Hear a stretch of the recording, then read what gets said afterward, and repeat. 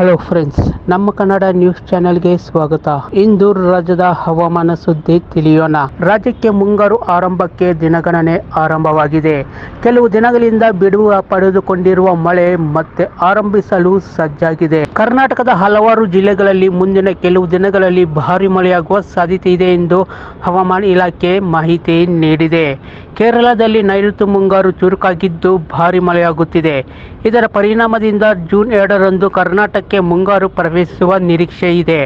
ರಾಜ್ಯಾದ್ಯಂತ ವಿಶೇಷವಾಗಿ ಬೆಂಗಳೂರಿನಲ್ಲಿ ಭಾರಿ ಮಳೆಯಾಗುವ ಸಾಧ್ಯತೆ ಇದೆ.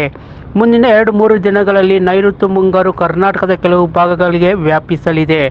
ರಾಜ್ಯದಲ್ಲಿ ಮುಂಗಾರು ಪ್ರವೇಶಿಸುವ ಮುನ್ಸೂಚನೆ ಸಿಕ್ಕಿದ ಬೆನ್ನಲ್ಲೇ ಜೂನ್ 2ರಿಂದ ಮಳೆ ಚುರುಕು ಪಡೆಯುವ ಸಾಧ್ಯತೆ ಇದೆ.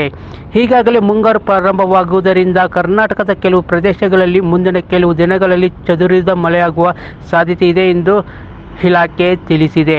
ಜೂನ್ 1ರಿಂದ 3ರವರೆಗೆ ದಕ್ಷಿಣ ಒಳನಾಡು ಜಿಲ್ಲೆಗಳಲ್ಲಿ ಅಲ್ಲಲ್ಲಿ ಭಾರಿ ಮಳೆಯಾಗುವ ಸಾಧ್ಯತೆಗಳಿವೆ ಹಾಗೂ ಮೇ 31ರಿಂದ ಜೂನ್ 3ರವರೆಗೆ ರಾಜ್ಯಾದ್ಯಂತ ಪ್ರಬಲ ಗಾಳಿಯೊಂದಿಗೆ ಮಳೆಯಾಗುವ ಸಾಧ್ಯತೆ ಇದೆ. ಜೂನ್ 2ರಿಂದ 4ರವರೆಗೆ ಬೆಂಗಳೂರು ನಗರ, ಬೆಂಗಳೂರು ಗ್ರಾಮಾಂತರ, ಚಿಕ್ಕಬಳ್ಳಾಪುರ, ಚಾಮರಾಜನಗರ, ಚಿಕ್ಕಮಗಳೂರು, ಕೋಲಾರ, ಮೈಸೂರು ಮತ್ತು ರಾಮನಗರ ಜಿಲ್ಲೆಗಳಲ್ಲಿ ಭಾರಿ ಮಳೆಯಾಗುವ ಸಾಧ್ಯತೆ ಇದೆ. ಇನ್ನು ಕರಾವಳಿ ಜಿಲ್ಲೆಗಳಾದ ಉತ್ತರ ಕನ್ನಡ, ದಕ್ಷಿಣ ಕನ್ನಡ ಮತ್ತು ಉಡುಪಿ ಜಿಲ್ಲೆಗಳಲ್ಲಿ ಹಲವೆಡೆ ಜೂನ್ 1ರಂದು ಮಳೆಯಾಗಲಿದೆ. ಉಳಿದಂತೆ ಬೆಂಗಳೂರು, ಮೈಸೂರು ಸೇರಿ 12 ಜಿಲ್ಲೆಗಳಲ್ಲಿ ಮಳೆಯಾಗುವ ಸಾಧ್ಯತೆ ಇದೆ. ಉಳಿದೆಡೆ ಒಣ ಹವೆ ಇರಲಿದೆ ಎಂದು ಹವಾಮಾನ ಇಲಾಖೆ ಮುನ್ಸೂಚನೆ ನೀಡಿದೆ.